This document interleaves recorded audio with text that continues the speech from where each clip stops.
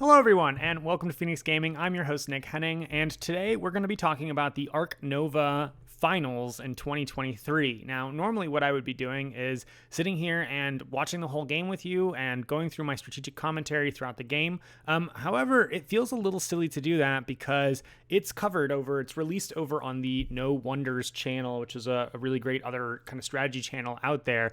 And these two gentlemen, BDWSSBB and Sorry I'm Like This, who are rated number 1 and 5 on Board Game Arena for Ark Nova, are the two players that actually sat there and commented through the whole thing. So I'm arrogant enough to think that I'm probably on similar par. I was nodding along with everything they said, but I'm not arrogant enough to think that I could do a better job than them. So if you're just looking for strategy commentary of the video, which you would normally get from my channel, I would recommend going over to the No Wonders channel and checking it out for yourself.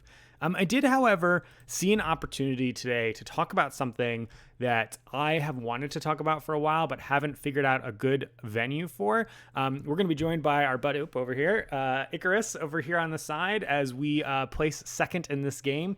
And I want to talk about a few things. What we're going to cover today is, one, we're going to talk about kind of like a winner's philosophy, sort of like a way that I approach competitive board gaming that's different from my normal approach to board gaming. A little bit about sportsmanship, a little bit about tilting, and when things are not going so well for you, and just sort of reflecting on those moments. This is a really good game for me to talk about that from a personal level. So I hope you're ready for the ride. So what we're going to do is actually start off, we're going to watch a few clips from this game, and this is actually almost a commentary on how commentary of board games, you don't get this in poker, you don't get this in sports games, but board games are so cerebral that a lot of what's going on is internalized to the players' heads, right? I've seen a couple people comment on videos like, oh, it'd be great if we had like a pocket cam, we could see people's cards and hands and everything like that, and all that's great and helpful. But you'll notice that I spend a lot of time in videos speculating on what it is that I think players are trying to accomplish, and sometimes missing the mark on those things. Understanding what people are doing, I think, is a hallmark of someone who really has their arms all the way around a game. It's something that I pride myself on. But that being said, what I want to do is watch this clip here. This clip involves the most significant decision I make in this entire game, and it passes by with relatively little fanfare because it's all internal. So let's watch it, and then I'll talk about kind of what happens. We can see that Nick's sponsors action is at 5. Interestingly, no one's played an animal yet. Oh, we also didn't see any Strength 6 sponsor from Michael, just keeping that X token for now. Choosing to build instead.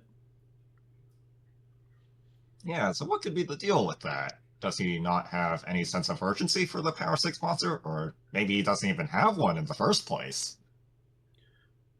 Yeah, to me, it would look like he either has a Strength 6 sponsor or he wants to somehow use an X token to play 2 animals and then cause the break.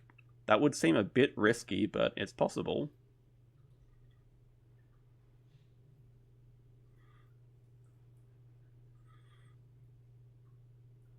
Okay, Nick just advances.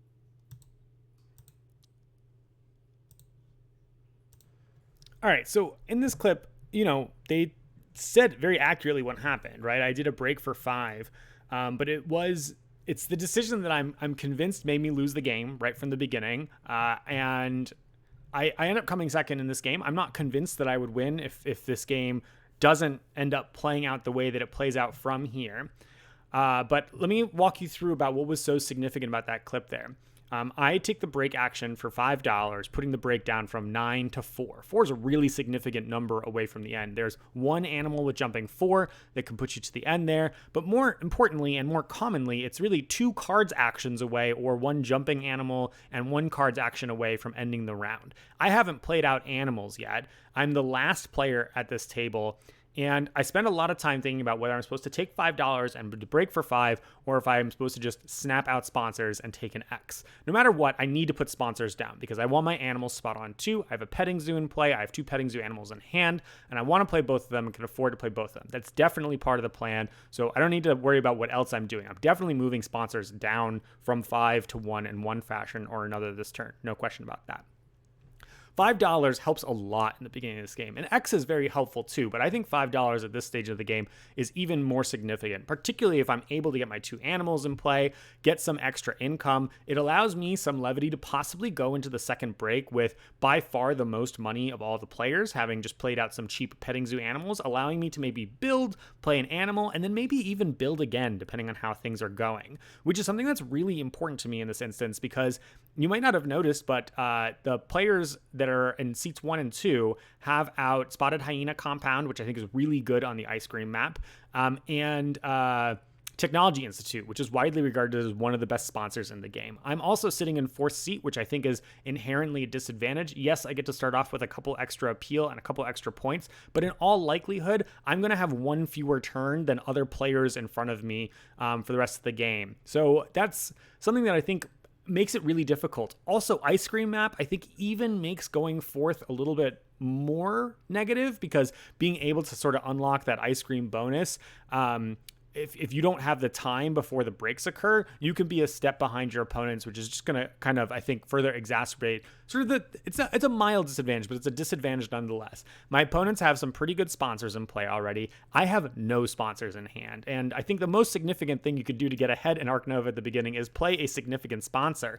The animals are balanced well enough that it doesn't usually matter that much which animals you're doing at the beginning. And sometimes at the beginning you can do some cute things with associations, like release an animal early, but largely what you're going to be doing is taking university or partner zoo, and that's going to be that. So I already felt like I was really on the back foot, and this is where I want to introduce my concept of winner's philosophy, particularly in a tournament like this where it is a winner-take-all format. I generally believe that our goal in playing a game is for us to win, right? Like, and when we're playing Euro style games, I think one of the things that I see online quite often that people discuss is about sort of how to minimize variance, how to avoid these kind of bad situations. And I think people tend to play what I would call relatively conservatively in these games. They want to make it so that they have an opportunity to win all the way up until the end of the game, and then hopefully things kind of break their way. That's all good and fine, but I also think that there's a valid thing, and not enough players that play like this, that if you make ambitious moves early, you can snowball into huge victories, or at least have such a margin that even if you stumble later, you can actually be quite ahead. And games that already have a significant amount of variance, Ark Nova being a decent example of exactly that, I think really reward players who at times choose to make a riskier play. Now, they can also punish you. They can put you far behind, and it feels really bad to make those sorts of plays at the beginning. I'm not going to show a clip from it, but I will cite actually my Marine Worlds Dominant Species Marine Worlds victory from 2022. In the very first lap of the game on turn 3, I make an absolutely insane play that dumps all my people on board, and one of my opponents seizes the opportunity to almost completely lock me out of the game. There was a 1 in 6 chance that I literally just died on the first couple turns of that game, but it doesn't pan out for him.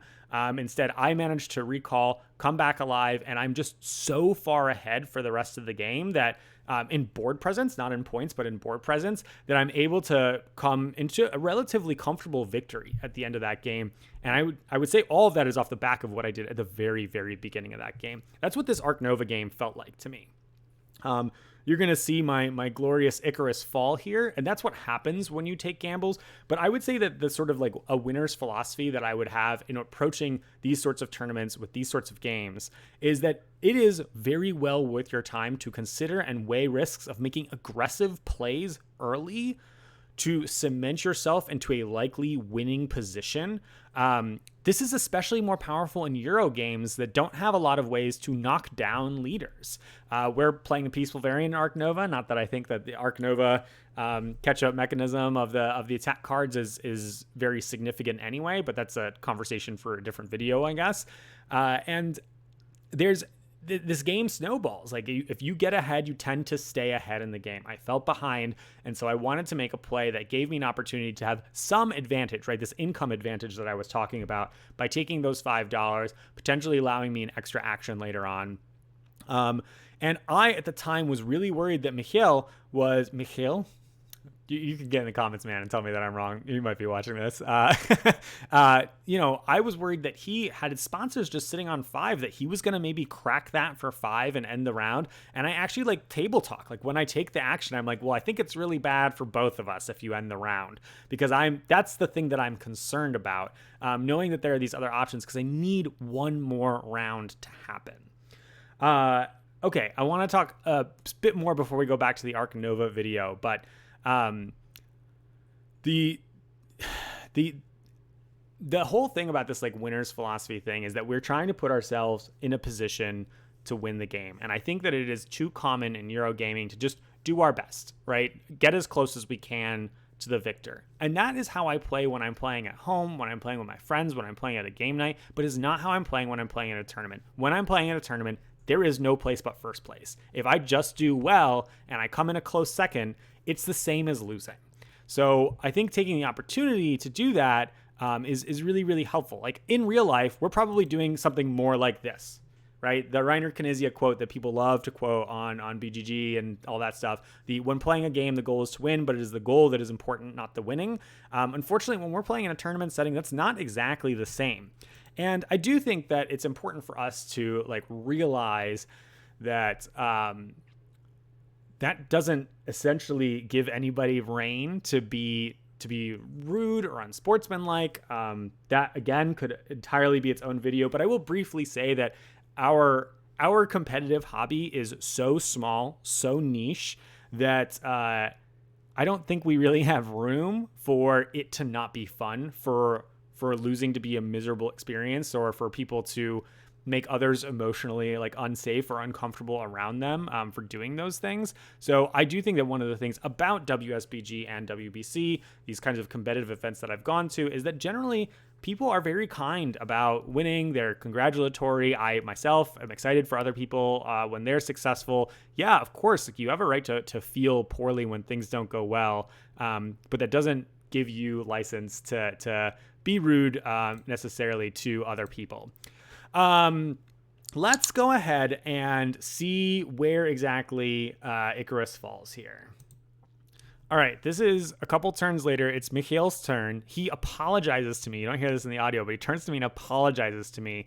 And I want you to watch my body language throughout this interaction, throughout this next sequence. I'll add in a few comments here and there, but I don't want to contest with the audio of the situation of what they're commenting on here. But I'll start by saying that no one has moved the break token at all. However, Mikhail has Horsfield's Tarsier, which is the only card in the entire deck that has jumping 4. And I didn't put him on it specifically because he had just built a 2 enclosure and it fits into a 1 enclosure. And so, like, personally, that's a play I would almost never make, right? Like setting up a 2 enclosure instead of a 1 enclosure in that way I just think money is so important at the beginning of this game, but everybody plays this game differently, right? And it's a responsibility as a player for you to sort of be kind of prepared for that. So no shade for that play on his part, but man, this really this does really hurt. It hurts me to watch every time. Let's do it. Okay, we do have that X token going again, on animals. He takes an X here to crack an animals action. Yeah, which is kind of an odd way to do it. But see how deeply I lean in. I think that was the plan all along, just being able to play 2 animals. So we of course know that one of them is the petting zoo, but and then I figured it what's out the second here. one? Is it another petting zoo? What I have to discard. Well, I would assume a size 2 because he went out of his way to build a size 2 enclosure, but it could just be a second petting zoo animal. We have the donkey as the first one. One of the better petting zoo animals gives an X token immediately.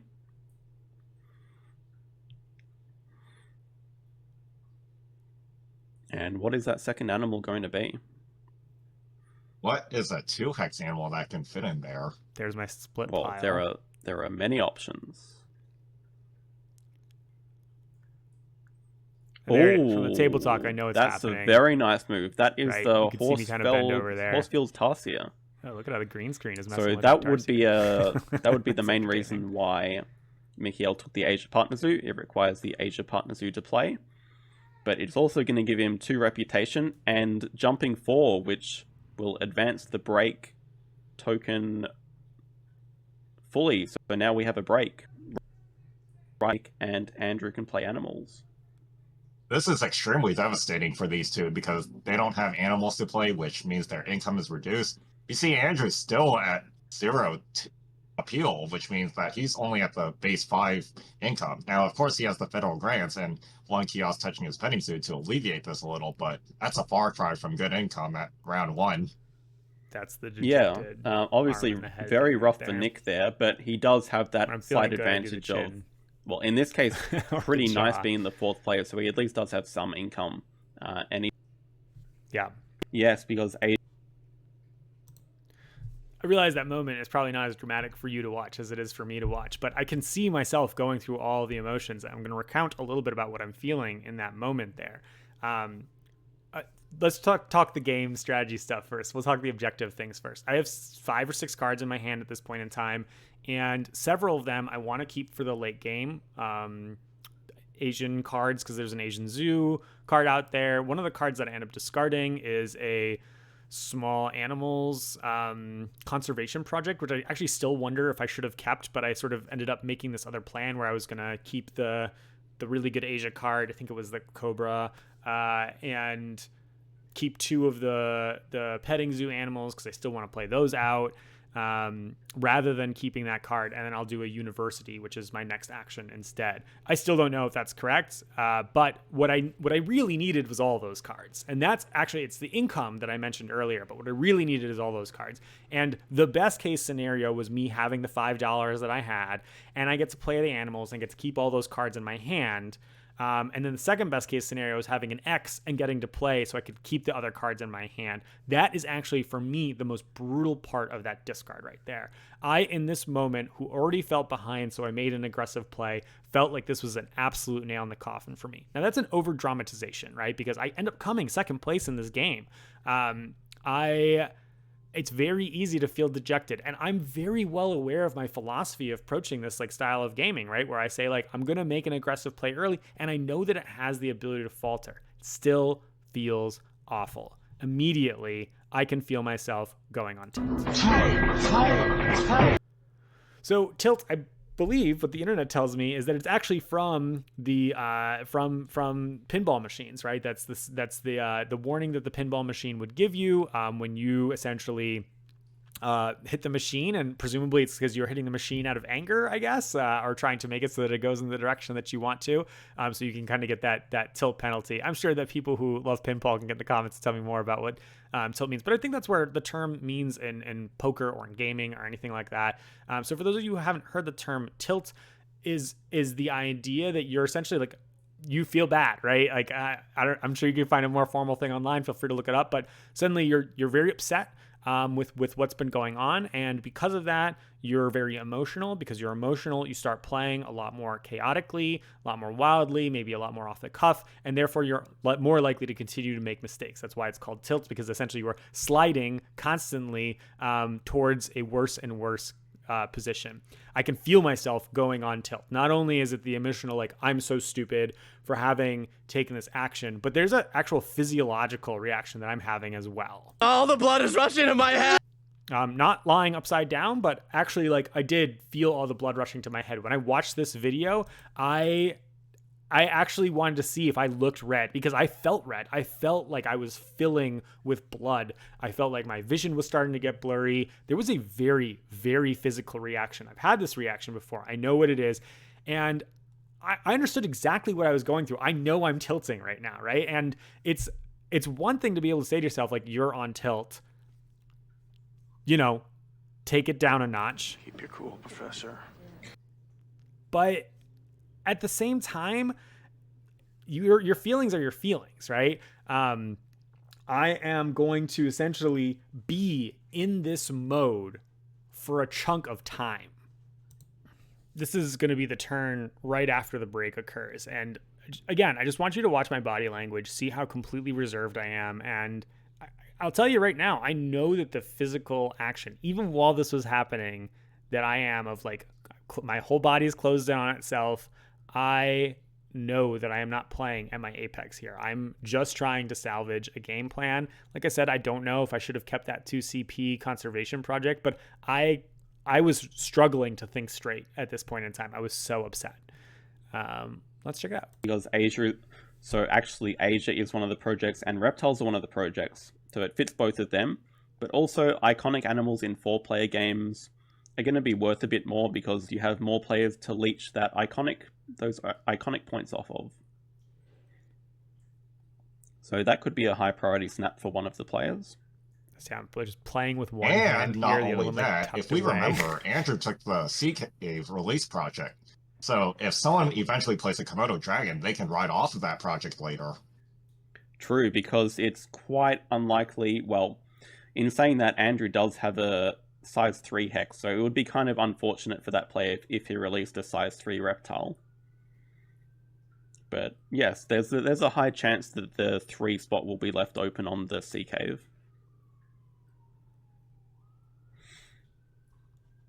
See, Nick takes the other university. The little laugh at the end, the arm sniffle, all of that is me really just trying to breathe evenly. And when you're tilting, I mean, the only thing that you're trying to do is you're still playing your game, right? And you still need to be thinking about the game. But I do think that it is absolutely essential that you take the opportunity to calm down, give yourself the ability to claw back into the game. I thankfully have enough reps under my belt that I don't think I make a monumental error kind of coming after this. But it takes me about 10 minutes to really come back down to a calm spot. When I watched the video, I found the spot where I started slowing down again, right? Because that turn, actually, that you see me execute there, I like very quickly snapped down my card. I'm taking a university, but then I hadn't thought through which cards I was going to flip. And I kind of do that in the middle of the turn. But then I make those decisions like relatively abruptly. If you watch me in the rest of this game, I'm a lot more deliberate, I think, throughout my actions. You'll see in this next video where I take a very, very difficult building turn, and I think about it for a long, long time. But it is the moment where I actually calm myself down. I take this second. Calm down, man. And slow everything down and go back to playing the game at my pace rather than trying to move quickly and solve the problem that I'd already kind of created through an aggressive play earlier. All right. This is about 10 minutes later. And we're back to Nick's turn. Actually start using my second arm again. Thinking hard. He has his upgraded build at 5. It would seem like a good time to use it. The bigger question for Nick probably would be, how is he going to use So his this build build action 5? is really important because there's a lot of cards that could be drawn. I'm still having a sponsors issue, but I want to cross the middle of the board. Also interesting last move thing. that Mikiel did not use his association action. It is very interesting. Usually players are very uppity about using their association as soon as possible when I it's kind at of the want correct Research level. Institute, but So we really would what I have want is thought Asian that bird. Nikhil would take an association 3 to grab another partner zoo.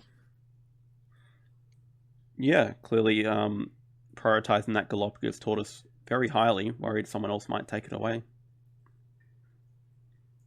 Okay, we have the full 5 build being used, spending 10 money.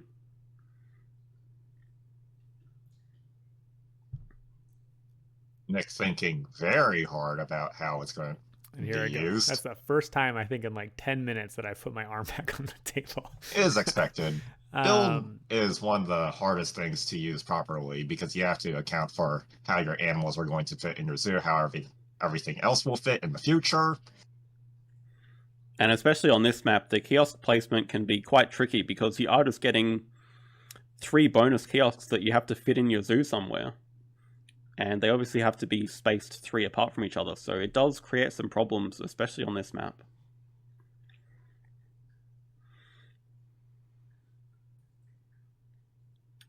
Looks like it is going to be the classic one of everything. So generally with an upgraded build action, a lot of players like to build a size 2 enclosure, size 1 enclosure, a kiosk, and a pavilion. The classic. You get to play 2 animals together, you get to boost your income with the kiosk and pavilion.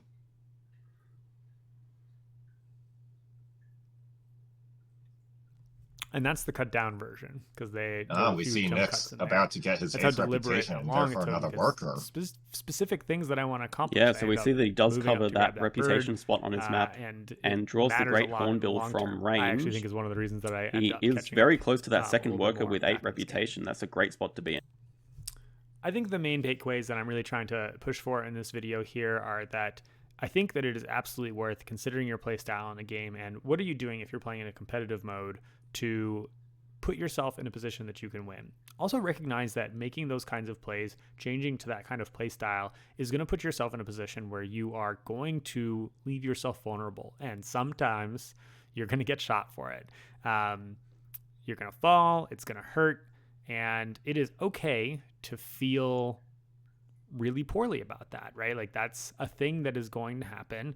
But at the same time, you also need to find a way to push your way through those emotions. That means not putting them aside, but feeling them and then acknowledging that it is a part of the play style that you're choosing, so that you have an opportunity to come back. Because I think that if I had realized a little bit earlier that I could have made more of a comeback, I probably would have been closer. I don't know that I would have won this game. And, you know, in retrospect, I have absolutely no idea if Xing out rather than taking the $5 for that sponsors ends up winning this game. But I do feel, and I actually really do feel this, that if I took those $5 and Mikhail did not have Horsfield's Tarsier in hand, there's a really good chance I would have walked away with a ring this year. But that's how it goes sometimes. Hope you enjoyed watching this video. I know it was a bit off the beaten track. And if you enjoyed, let me know in the comments. Otherwise, throw me a like and subscribe. Thanks for watching, everybody. Hope you have a wonderful day. Bye.